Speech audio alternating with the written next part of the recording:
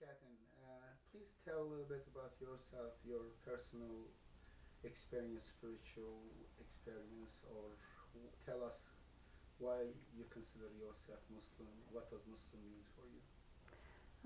I first came to consider myself a Muslim about 12 years ago. I met my now husband, and he introduced me to his family who were Muslim, and I was struck by how giving and generous and God-fearing they were, and yet so successful at the same time. And I was curious, and I wanted to know more about how they lived their lives and how they achieved this balance. And so I asked him for a Quran, and I read the Quran, and as soon as I read it, it resonated with me. It spoke to all the things that I already knew to be true, and it was what I'd been looking for. I'd tried going to church as a teenager. I wasn't raised with any particular religious upbringing.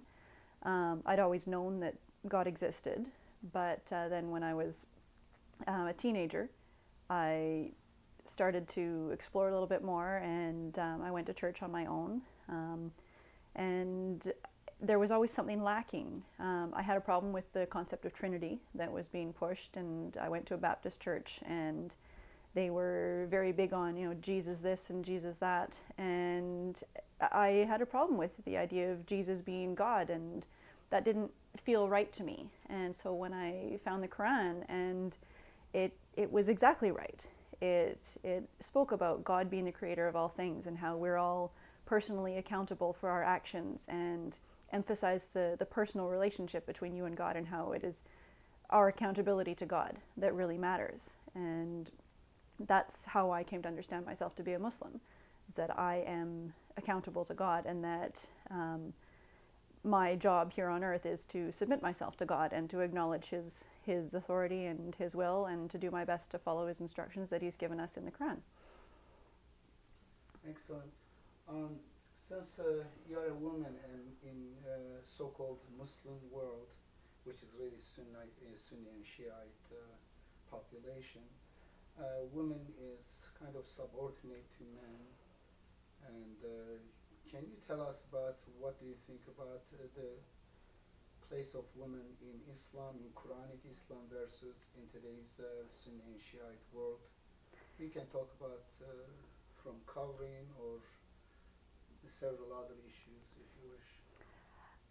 When I first became a Muslim, my family was quite intimidated by the idea, because all they knew was the public face of Islam, with the women being covered, and horror stories about women not being allowed to leave their homes, or being subordinate and abused by their husbands. And I had to reassure them on that point that that's not at all what true Islam is about. That true Islam is about submission to God, and that God tells us over and over in the Quran that we are equal in the sight of God, that the best among us is the most righteous, and that men and women are endowed with separate qualities, and that we are to acknowledge that and not covet the qualities of the other. So God tells us in Surah 4 that the men are placed in charge of the women, and God's made them the bread earners, and that women are to honor their husbands.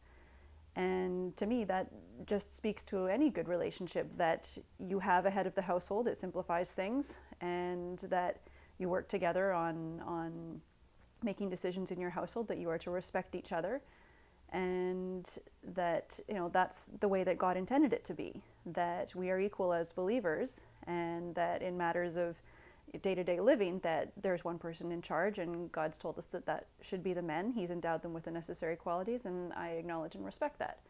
I think a lot of the preconceptions that the Western world has about Islam is more due to cultural practices, and that's where we see women being covered and being told that they don't have rights to certain things. They can't own property, they can't be allowed to have an education, and that is not at all what God tells us in the Quran. And yeah. I know that your name is Christy. Have you changed? Did you think to change your name to an Arabic name? No. If you didn't, why? And just paraphrase the question about whether... No, I didn't think about changing my name. My name is the name I was given, and yes, I know it's slightly ironic for Muslim women to be called Christina. That's my full name, because that means Christ bearer. But you know, my name is the name I was given, and that's what I've grown accustomed to, and I don't see any need to change it as per what God tells us in the Quran. I mean, a name is a name, and it's our actions and our beliefs that are important. The other question is a very kind of controversial one, is about the numerical structure code in the Quran. Mm-hmm. And do you think there is personally such a code? Have you witnessed this, or you think it is just bogus, made up? And what's your opinion on that? Whether it has any effect on you? I do believe that there is a numerical code in the Quran. I've seen evidence of it myself, that you know, if you look at the initials at the beginning of each surah, or most of the surahs, that those are linked into the numerical code based on 19, and it's the initials appearing a certain number of times, and there are other simpler things that, you know, I can grasp myself. I'm not a mathematician, but I do see evidence of it in that the number of times that the name of God is mentioned, the number of times that the initials appear, the number of times that certain other words in the Quran are mentioned.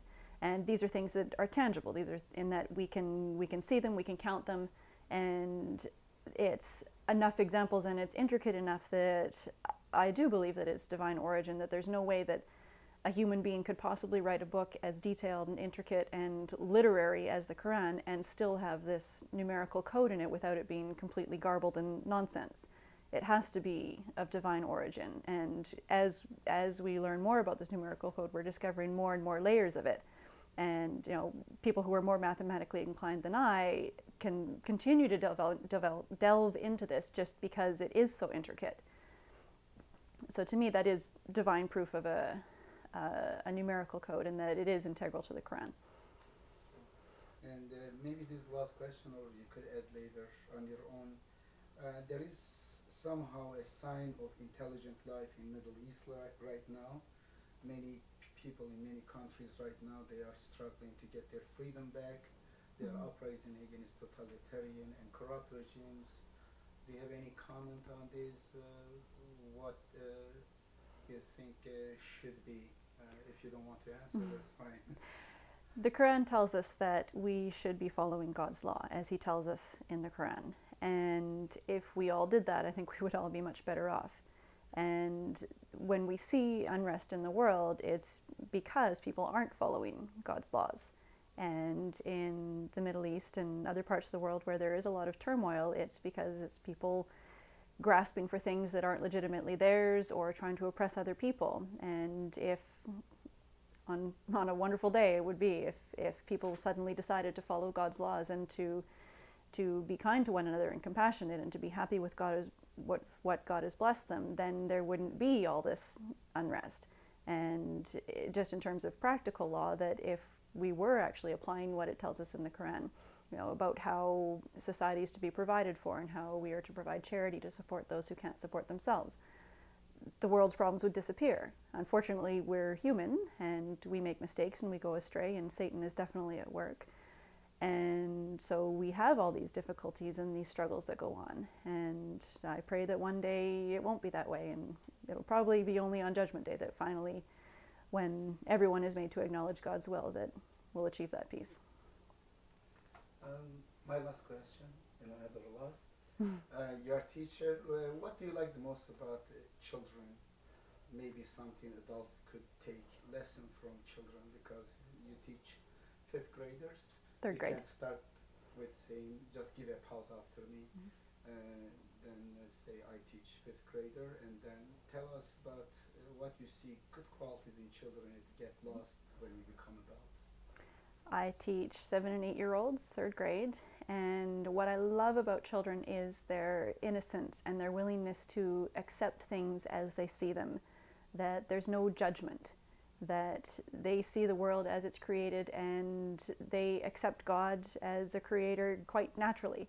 It's only as we become adults that we get bombarded by other people's ideas and and start to be swayed by other people's opinions, that it gets harder. And I wish we could all preserve that innocence that children have, just the natural acceptance of the order of things, that God creates us, God loves us, and that we should do the right thing because it's the right thing to do. And that's why I love working with children, because their energy and their passion and their excitement for just being in the world and learning about it is a miracle to behold. And I'm grateful every day that I get to be a part of that. Excellent. Thank you very much. I was raised in a God-alone Muslim environment, but I was also raised in a household that believes that education was very important to make your decisions. So in order to do that, even though I was raised as a Muslim, it was also impressed upon me that I must study other religions, and to the point where my parents we do family vacations, and we'd go to Salt Lake City to visit the Mormons, and if the Jehovah's Witness came by, they were invited in for 3-4 hours for conversations. And it was very important that I learned about other religions so that I would understand my religion and why I was choosing my religion.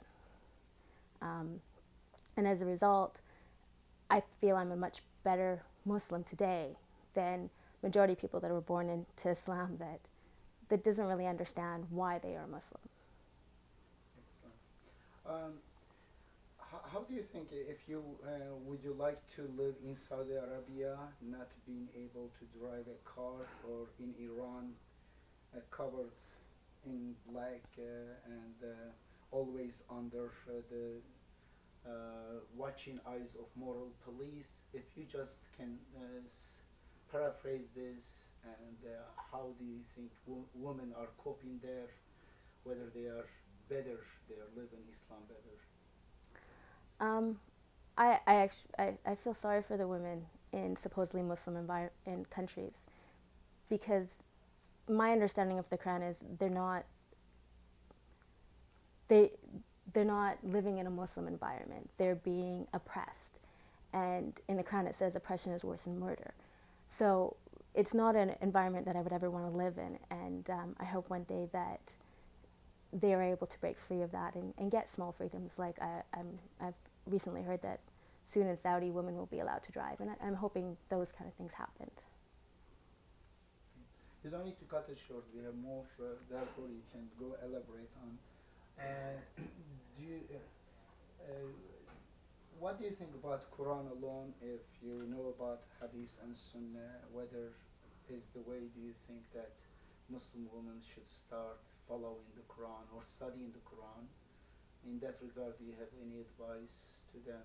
Assume that you are talking just directly to Muslim women who are in Iran or in Saudi Arabia or in other countries that's subjugated by men, and just give them some advice. How can they become free? You can. My advice to Muslim women would be to follow your heart, ask God for guidance, read the Quran, and if something doesn't seem right, look for the answer in the Quran. And Quran is a religion of freedom, and you will find the answers in the Quran for your freedom to help you win them.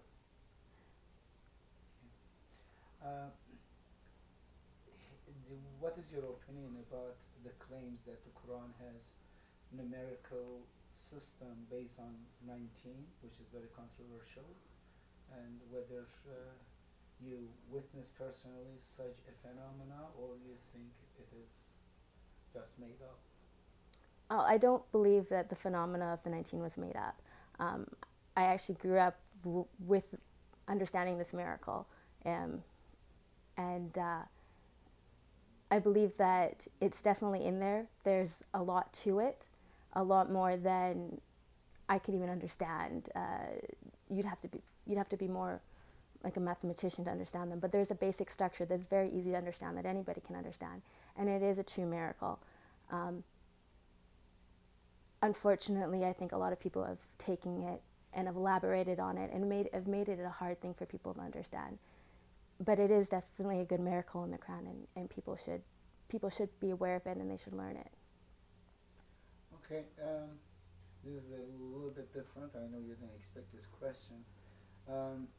In some countries, the top 1% owns about half of the wealth of the population.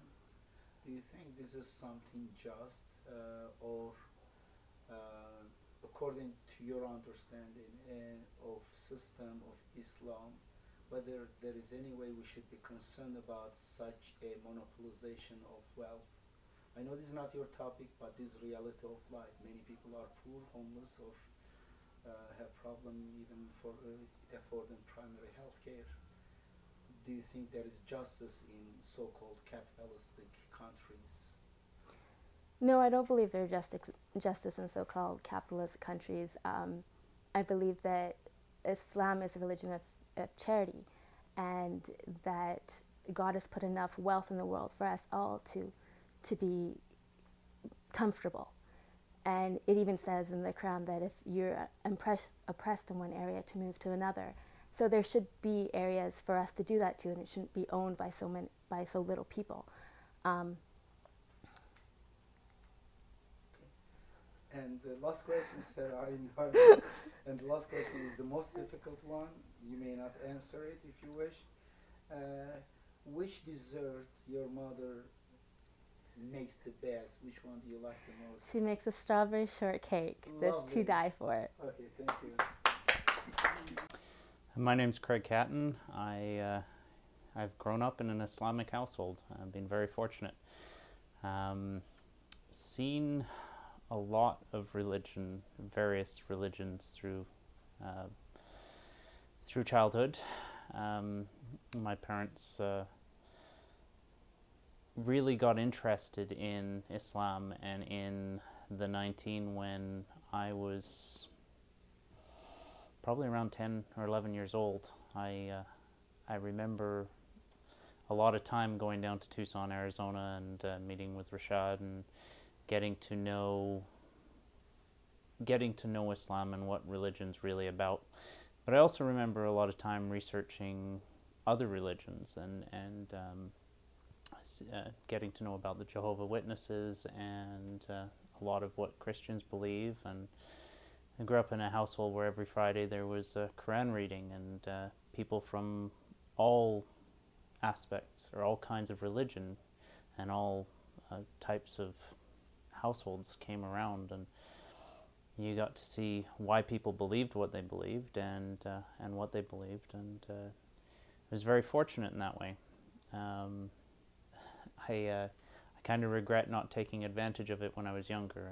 When you're young, you really don't think about faith, and then as you get older, you start realizing that we don't live forever, and then you start trying to figure out what faith is about. And I can truly say I didn't discover faith, even though it was in my life, till I hit 30, till I really started researching it. I did call myself a Muslim, and in that I believe that we live by the 10 Commandments. We had to be good to our fellow man, and we had to follow the basics of faith, and the basics that are the same through Christianity. You know, we're not supposed to drink, we're not supposed to eat pork, we're supposed to be good to our fellow men, and we're always answerable to God, and we always have to think about that first in any of our actions. And I was very thankful for having that in my life and growing up with that in the background of my mind, even though I was not truly devoted to my faith till later on. And that's, yeah. Beautiful. For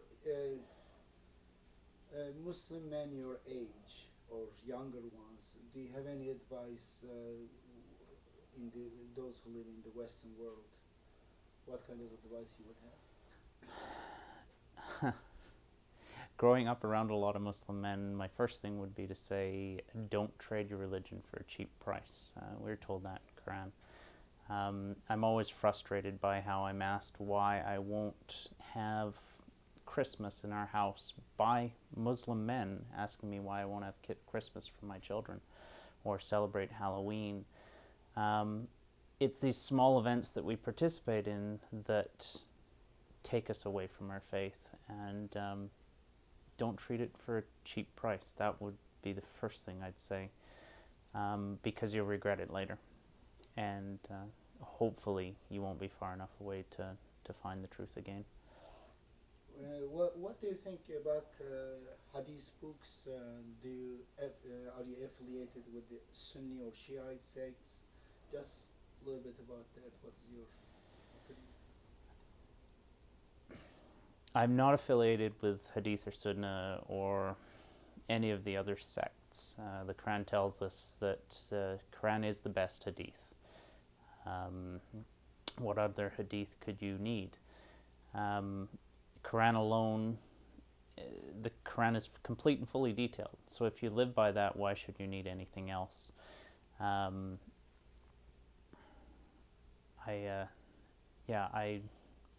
reject the notion that you should need to go to any other authority.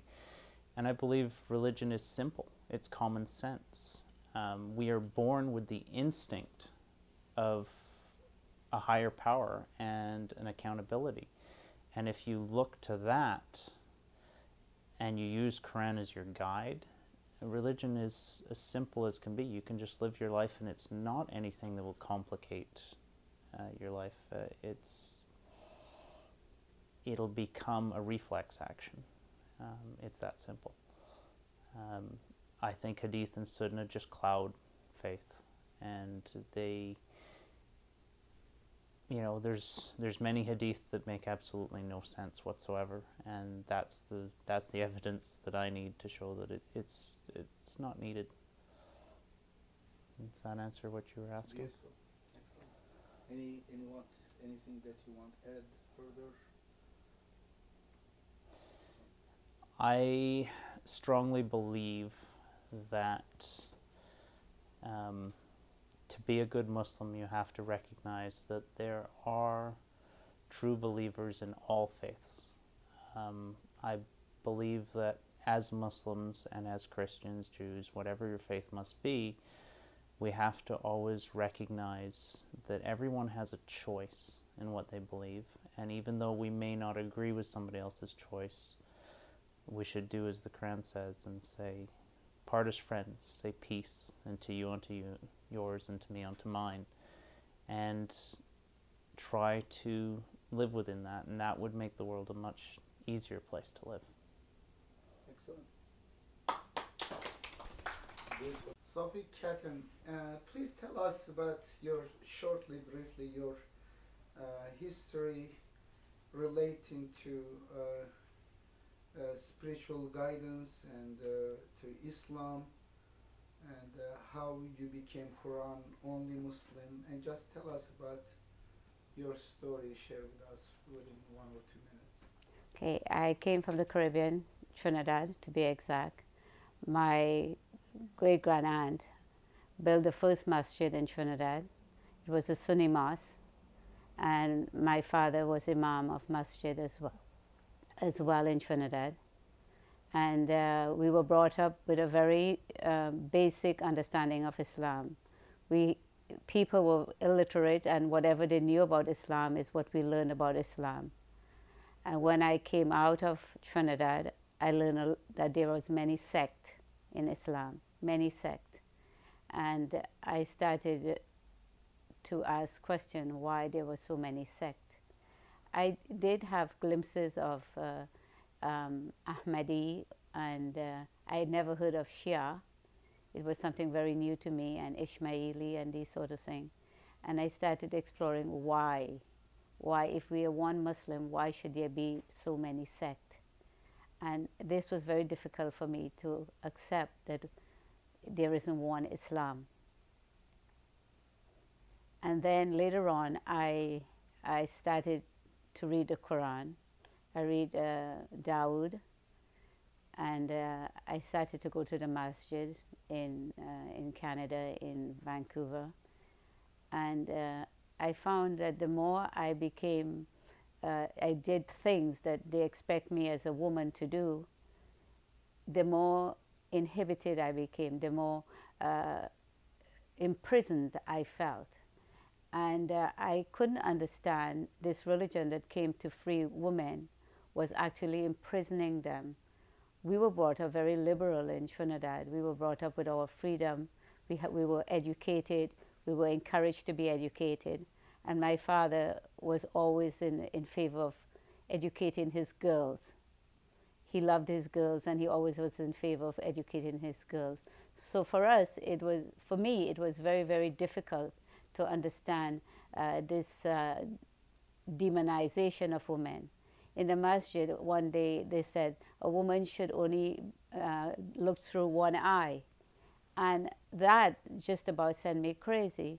And the verse that kept coming to my mind is, if God said, go out into the world and seek my bounty, or go out in the world and seek my greatness, why am I not allowed to do that, but men are allowed to do that? And that to me was the most oppressive statement I've ever heard from any human being, and most of all a Muslim. So I couldn't accept this as God's law. Beautiful. You and your husband, you met Rashad Khalifa. Can you tell us about what was your experience in brief, and about his cause, because his discovery of 19 and later rejection of Sunni and Shiite teachings and focusing on Quran alone? If you share with us, because you and your husband spent some time with him.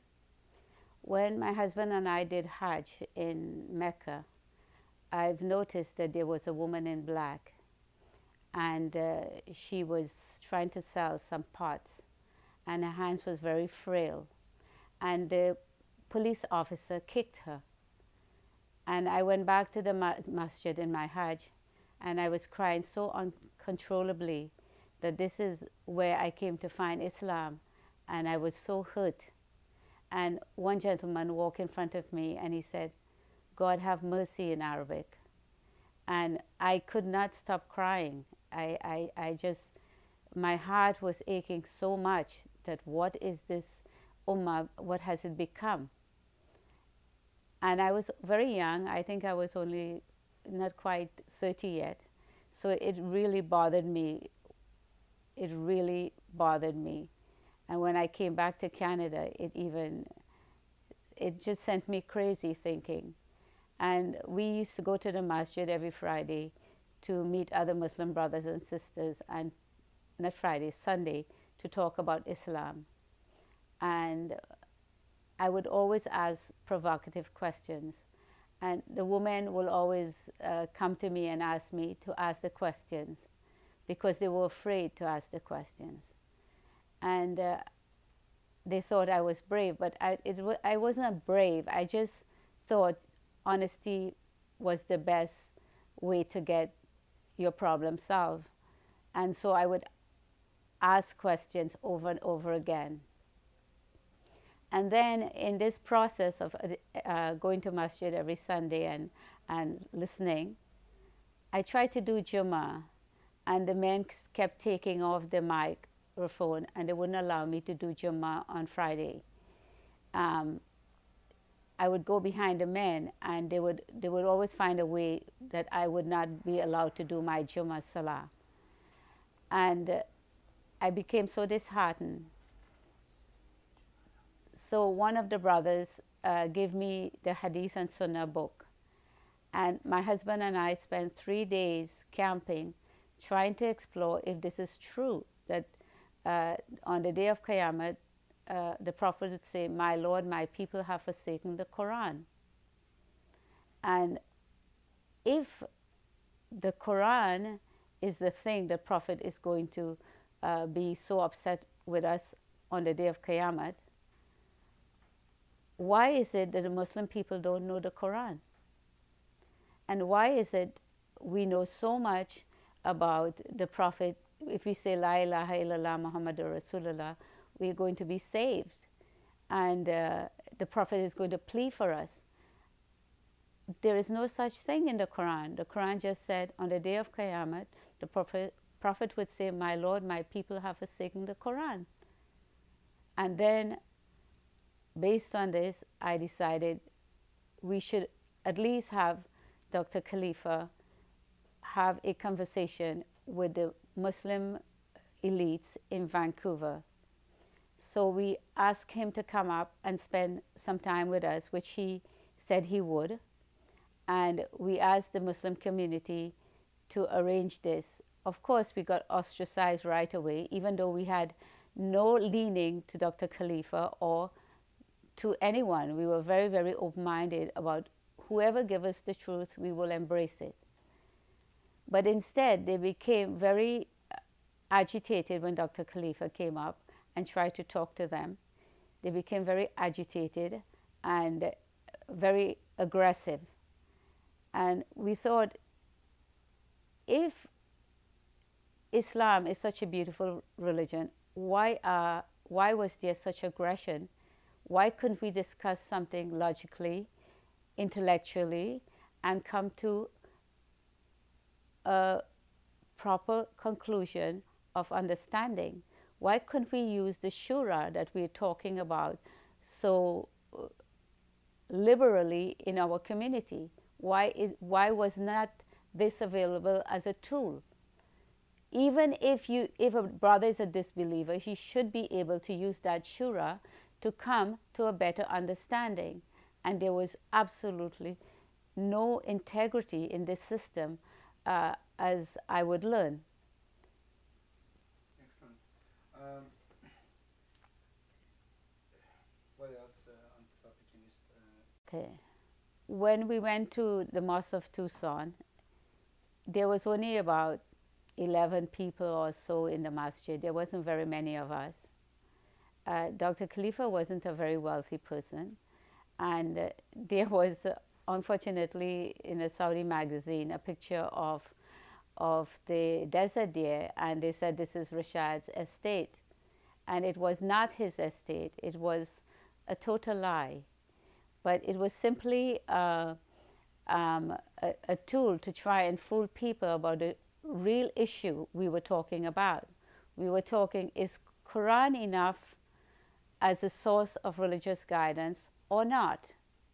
If Quran was a source of religious guidance, then we should be, and God says so, we should be happy with it. And it didn't matter if it came from a rich man or a poor man. But the fact that they were doing defamation of character really troubled me. That here he was in his fallibility and infallibility, whatever you wish to call it. He was just a human being trying to address the big issue of why Muslims are not successful. Why are they not the leaders in science and technology, and the leaders, as the Quran said, God will make them if they would obey Him alone. And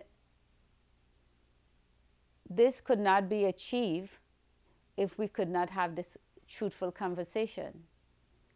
Later on, as the organization grew, more people came to the understanding of Quran alone, and we had some conferences. These conferences was all about the numerical structure of the Quran, which is absolutely fascinating.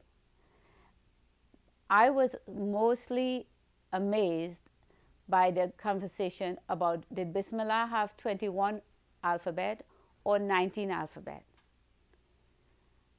When I counted it, there was 21. It's only in the old text that you have the 19 alphabet, and that is in the original. There is 19 alphabet in Bismillah. And of course, the initial surahs is absolutely overwhelming. The 114 Bismillahs and the positions of the Bismillah. You know, someone should take the time to understand it. Don't listen to me. You should go and research it yourself. God says you're responsible for using your intelligence. So you must check and make sure that what I'm saying is correct. Then later on, after the Khalifa's death, unfortunately, he was killed, and that was God's system. God chooses him to take him that way, and I say whatever God wants, I agree. But the people started to take his sayings equal to Quran. They started to take the English translation as Quran. And the very thing that they believe in, the mathematical code which is in the Arabic text, they rejected the Arabic text. They did not want to hear the Arabic words that was different to the English translation.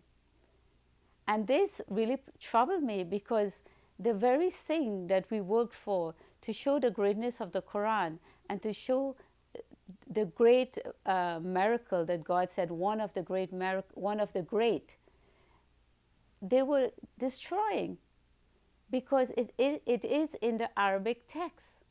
And in the Arabic text, you're going to get the mathematical code. So my dear brothers and sisters, please study it. Please study the Arabic text and never throw away what God said. God said, I have given you an Arabic text. Okay? So inshallah, we will get back to Quran alone and God alone. When I was 16 years old, I was in the masjid at home. And I saw how traditional men treat their women. And I knew that I will never want this in my life. And I remember Jummah praying that God give me a Muslim husband. And one of the most beautiful things, one day I lie in my bed after many years of being married to him, I realized God answered my prayers. And as Allah will have me, I saw him praying with such dignity and such love for God and such kindness for God, that love was just natural for a husband who is a believer. And I pray that Allah subhanahu wa ta'ala will join us on the day of Qiyamah together, because of our submission together with our children who we brought up in our home for all these 40 years we've been married in Islam, that they submit to God alone of their own free choice. And by the grace of God, we both have been able to do it. And if families want to be united, they have to make the intention to live Islamic life, but live in honesty and integrity with each other. And when you have a problem and you become egotistical, which is very easy to do, you take the Quran and you hold each other accountable with the Quran. My children held me accountable with Quran. My husband held me accountable with Quran. And by God, I hold my husband accountable with Quran. And he never, ever forgets. And I thank you very much. Basically, I'll give you a brief story of what my journey in Islam was. I grew up in England as a Methodist. I went to church on a regular basis and was quite involved in the church itself, till I was told to understand a statement which bothered me a lot. And that statement was, Jesus is the Son of God, and that God had put him to death so that our sins, our being human beings, could have their sins forgiven. So he had to kill God's Son so that our sins could be forgiven.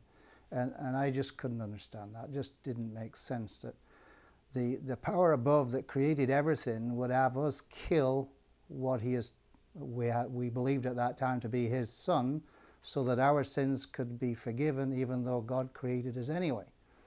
So this created a lot of turmoil in my belief system.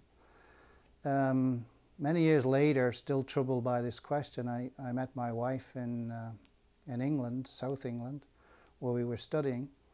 And she asked, one of the first questions she asked me, she said, "Do you believe that Jesus is the Son of God?" I said, "No, not at all."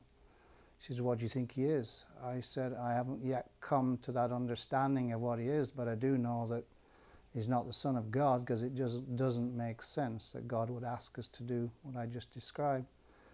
She said, what do you think about Jesus being a prophet or a messenger, somebody that came and that was like Abraham or Moses or Noah, one of the other prophets? And I stopped and I thought for a minute, and I thought, that's it. Jesus was just another prophet who brought us scripture, and that the Christian society had built him up to be the Son of God for whatever reason. We can go into that some other time. But it made perfect sense. He was just a continuation of prophets that came with scriptures to teach the same message. She introduced me to the Quran.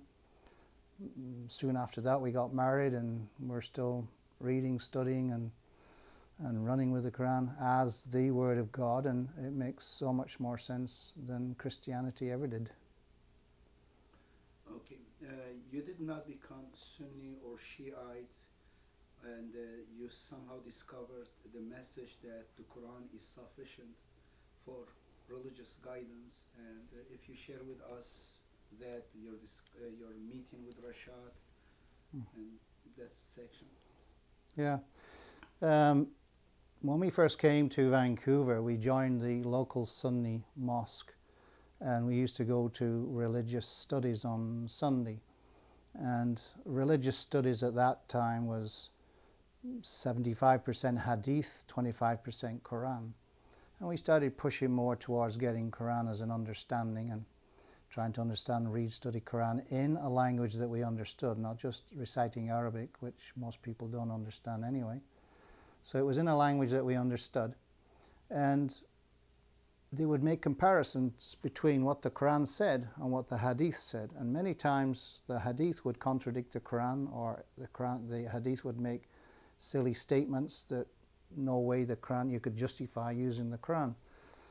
Give you an example. One day, one of the so-called scholars in the mosque came in and said that if a woman was to walk past in front of a man that was praying, that she would be destined to hell, and she would be equivalent to a donkey and so on. And this kind of understanding was so backward and didn't make any sense whatsoever.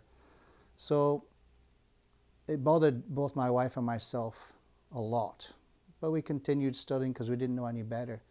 And then one day, a guy came up to me and he gave me this book. This book's called The Quran, the Hadith and Islam. It was done by a Dr. Rashad Khalifa from Tucson. That was back in 1983. This book will turn the mind of anybody that reads it. Turn it in the sense that you will see the nonsense that's in Hadith when you compare it to Quran. Quran is the source. Hadith, they're stories, they're tales, they're things that were told around campfires, many of which Muslims themselves will say they're authentic Hadith, and Hadith that are not authentic. The unauthentic Hadith, there's so much nonsense in it, I don't know why anybody bothers reading it at all. When we got this book, we sat down for days and studied it, and we compared many different translations. We went through it, and it shows you where the Quran gives you the answers, and you don't need to go to the Hadith to get the same thing. And when you ask scholars, they'll say, well, a good Hadith is something that doesn't contradict Quran. So if it doesn't contradict Quran and you can find what you need in the Quran, then why you bother reading the Hadith anyway? And this is primarily what this book points out. So after reading this, we contacted Rashad Khalifa, which was in the spring of 1983. We communicated with him by telephone, and then we invited him to come up to Vancouver to a conference. And what we did, we went to the local scholars, who in turn went to Saudi Arabia and got some of the top Islamic scholars to come here to debate Rashad in a building that we'd hired and rented. And we had Rashad on one side, who was primarily on his own, defending his position, and all the local scholars and the scholars that they brought in. And the debate was to see who was correct? Was this man right when he was saying read Quran and follow Quran alone, or were these other scholars right in saying following the traditional concepts of Islam? It was into the debate no more than 2 hours when chairs started to fly around, verbal abuse. One man grabbed the camera I was using filming it. It became very violent very quickly.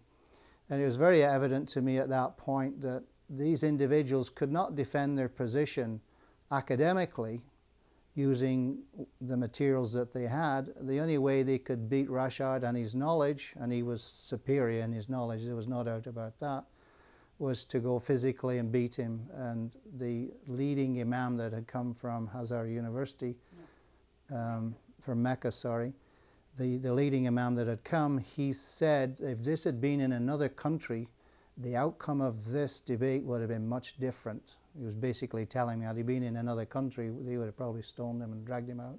They tried to beat him as it was, but we got him out of the building. We had to call in the police, and that was the end of that. That was a major turning point in my life, my wife's life in terms of religious life.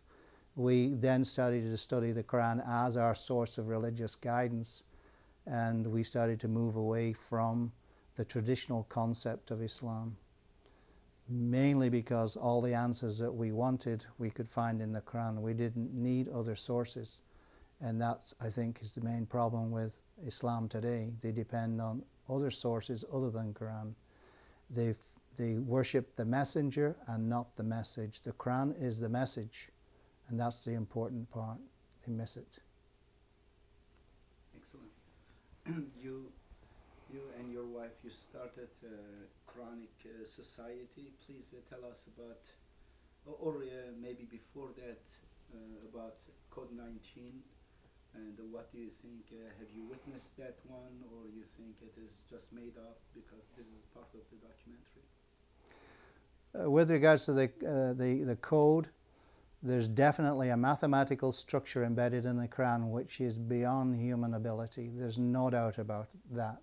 There's 29 chapters which begin with alphabetic letters, Arabic alphabetic letters. When the Prophet himself was asked about these letters 1400 years ago when the Quran was revealed, he literally said, history says, he didn't know what they meant. He didn't understand them.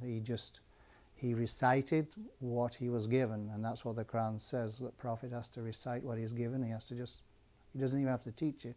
He just has to tell everybody what it says. So he didn't know.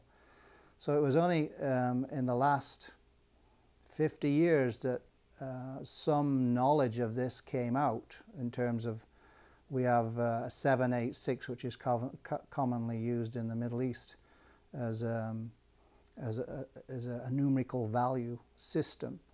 That's, I think, started it, and Wahid being 1 and 19 letters and various other things like that. But to get to the point, the Quran does have a mathematical system within it.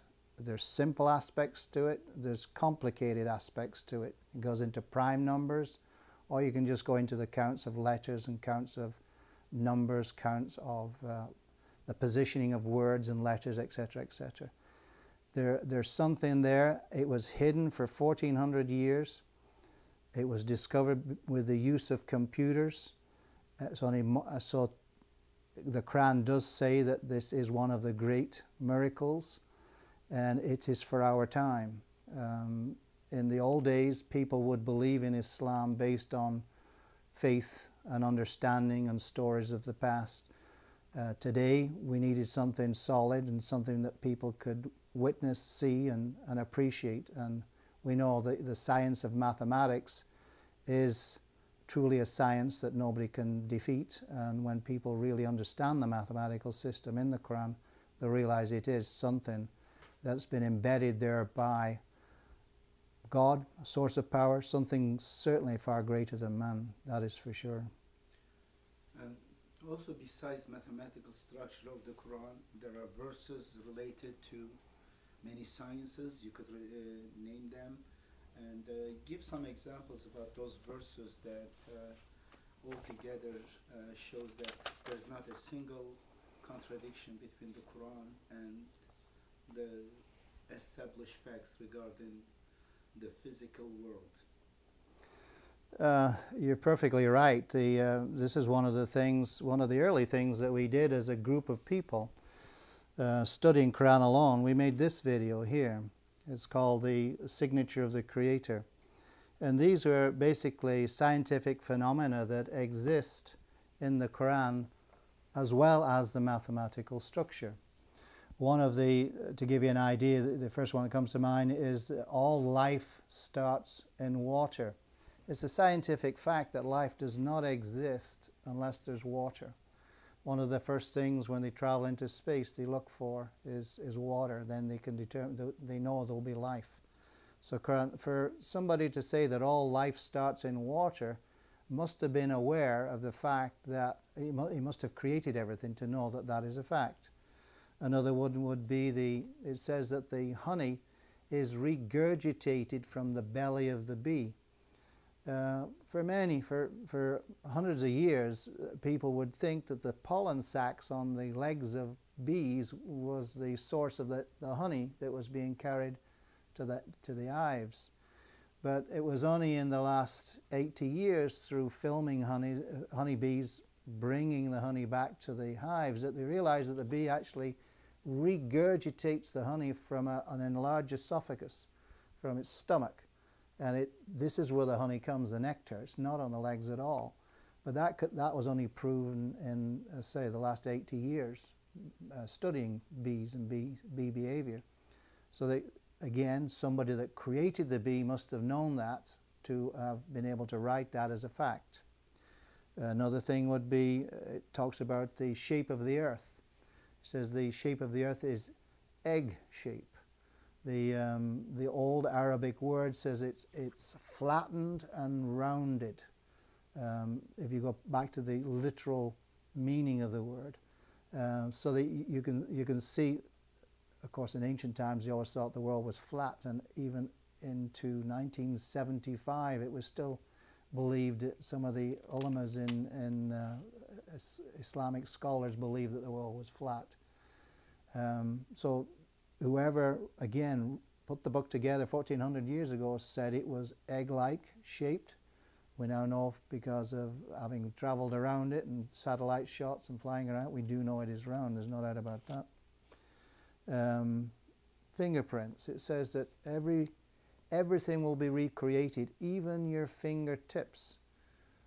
Again, it's only in the last about 120 years or so that they actually discovered that every single person's fingertip is different. So when God said that we will recreate you even to your fingertips, this is significant. Because again, whoever put the Quran together knew that every single person's fingertip will be different, the fingerprint. It talks about the Big Bang Theory, which today everybody realizes is the beginning of our existence. It talks about the division between the seas. It's a known fact now that there's a barrier between salt water and fresh water that separates the two, and they don't mix for quite some time. I think eventually they mix, but this barrier exists for, you go out into any estuary where fresh water comes out into salt water, you'll see it looks like a line in the water where the waters just, they slide past each other. They don't mix. It's very obvious, especially here because our rivers have so much silt in them when they enter the ocean, which is clear and blue. You'll see this definite line in the ocean. It's incredible. So yeah, the Quran is full of many scientific phenomena, and the mathematical structure is certainly, as God says, one of the great ones. Excellent. Can you tell us a little bit about Quranic society, or you want to pass maybe talk about Rasha's translations? Is up to you.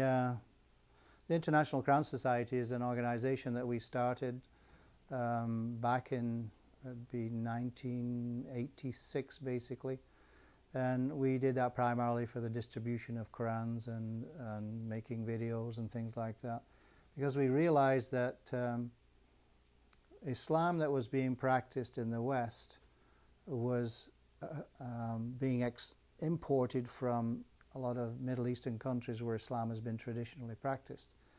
And we realized that in a lot of these countries, they claim to have freedoms, but they have no freedoms because they follow culture and tradition. And here we do have freedoms. So we realized that there was a need to make a better understanding of what Islam is based on the Quran. So we distributed Qurans, we distributed videos, etc. We did night class training for adults and did lectures in schools and things like that, and we still do. So as the International Quran Society, that's what we do. It's to promote a better understanding of what Islam really is. You asked about all these books on the table here. Again, we'll get back to Rashad. We met Rashad in 1983 at this conference that we had, and where basically they attempted to beat us up. We had a very close relationship with Rashad from that point on. We used to go down to Tucson a lot. He used to come up here a lot. And we grew with him in terms of his understanding. He was a very hardworking, dedicated, God-loving Muslim submitter. His favorite expression was God alone and Quran alone. He would be talking about Quran and tears would come in his eyes. You would ask him about Quran, he would quote the surah and ayah numbers right off the top of his head. He knew it inside out. He was an incredible man, a very knowledgeable man. And to give you an idea, a learning process that he was going through, just as we all go through as our understanding is with Quran. This is one of his first translations, Quran, the final scripture. This was primarily, he wrote this because, or he translated this because he realized that a lot of the English translations were done in Old English, and when it came to his children trying to learn Islam, they had a lot of difficulty understanding the Old English. So he did a modern day English translation. So this is one of his first one, the first one he ever did. After he'd done this and he submitted it, he realized that some of his understandings were not correct, so he changed. So he did another translation. He went with this one. A few changes of his understandings as he grew and as he got better understanding of what things were, as he communicated with others, and we shared information with him, and many people around the world did. He was a very international person at that time, very much liked. He was communicating with people from just about every continent, I think, all sharing knowledge, all pooling the knowledge, and as his knowledge grew and understanding grew, he would continue changing his translation for a better understanding. This was probably the last one, I think, that he did. And again, you'll see the evolution through the language and the understanding as he came through. And the message behind that is that Islam is not a stagnant religion. It's a religion that grows, in the sense that as we get a better understanding, as we learn things through science or from each other, we grow, and through communication with each other, through consultation, we grow. The trouble is with Islam today, when we look at the Middle East, it's stagnated. You're not allowed to express yourself in terms of what the Quran says. You have to follow the line that the mullahs are teaching you, the religious leaders, and you can't express. If you do express, you get punished for it. The beauty about Islam in North America is that you can express yourselves. We can do things like we're doing now. We can use the Quran and expand and show, particularly Westerners, that Islam is not what you see in the Middle East. Islam is what we practice here. We have freedom of expression, freedom of actions. As long as we go by the basic rules that are in Quran, that is, we don't offend anybody. We stand up for justice and peace. We're honest, straightforward. We don't steal, don't kill, and we certainly don't go around attacking people as a terrorist, which is totally against Islam. Excellent. What else any want to add if you forgot? You asked a couple of questions. One was the Shahadat. Is it necessary to mention Muhammad when you say La ilaha illallah? The most important thing we see in Quran 3:18, if God bears witness that He is God and so do the angels, then shouldn't we do the same? By accepting the Quran, we are accepting Muhammad, because we accept that Muhammad was a prophet of God and the Quran was given to him. So by accepting the Quran and following the Quran, we automatically accept the prophet Muhammad. So it's not necessary to continuously recite his name, because when you say La ilaha illallah, the minute you put another name alongside God's, it's almost like you're putting somebody up there. We have to remember God is the creator. The prophets and the rest of us, we're all down here somewhere. You don't never elevate anything up to the same level as God. God is the creator of all things. So when you say La ilaha illallah, God stands on his own. You don't need to say anything else with him. And God makes it quite clear in the Quran that we should not make distinctions amongst the prophets. All prophets are equal to each other.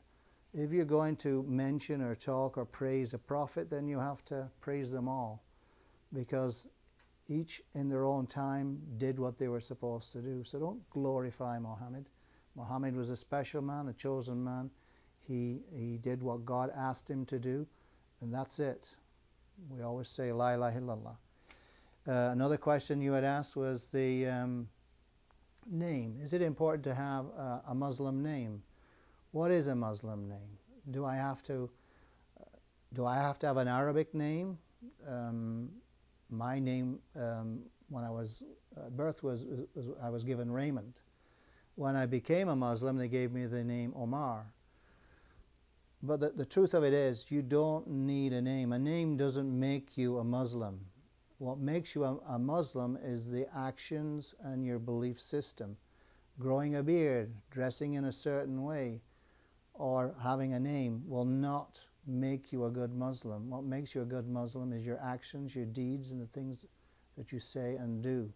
So no, a name, all languages belong to God. All names God is aware of. God created all things. So whatever name you get is good enough. You don't need to change your name. We could go on. I mean, there's other topics. So somebody was asking me a question about stoning.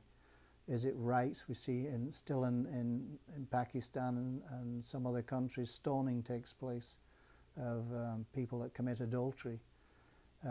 This is very, very wrong in Islam, and there's no case in the Quran whatsoever that talks about stoning. It says punish them, yes, but it talks about 100 lashes, and it even says half the punishment for a person that is not a free person, it's a slave person, but obviously it doesn't apply today. But the concept of stoning is totally wrong in Islam. This is one of the traditions that has been brought through with Judaism and Christianity. And even Christianity tried to change it, because Jesus himself said, let him who has not sinned throw the first stone. So even he was trying to say, this is not the way you should be going. So the practice of stoning in Islam is totally wrong. It's un-Islamic. Yeah. The last section, I would like to maybe, if you want, have correction, because when you say slave, the Quran really doesn't accept believers have slaves, but they are slaves belonging to others, like pagans and other communities. Therefore, the slavery is really not accepted in the Quran. Say, free the slaves, the Quran say. Therefore, instead of saying it was in the past, like original Muslims should have slaves, it was their slaves, it contradicts, and it is wrong to accuse Islam that condoning the slavery. Would you like to, or keep it that way? Well, in terms of the Quran gives Muslims every opportunity to release slaves. If you can't, it's one of the ways of having your sins forgiven is to release a slave. It doesn't say your slaves. In the society, there are other communities, they have slaves.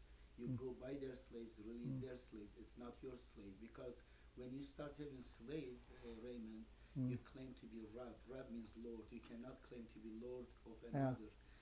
Pharaoh was condemned in the Quran because he claimed that others could be his slaves. And therefore, when you say free slaves, it's not your slave. You should not have a slave first of all. When you become Muslim. No, I agree entirely. Yeah, and that's a the point I was condition. trying to make is that if anything, Quran totally condemns having slaves. And if you're in a position, which I'm sure there were at that time when the message first came, people did have slaves and they were told to free them, to give them people freedom. And that was the point I was making. Nobody should have the right to control anybody else. Freedom is a God-given thing, and freedom for everybody. Excellent. Good. Mashallah.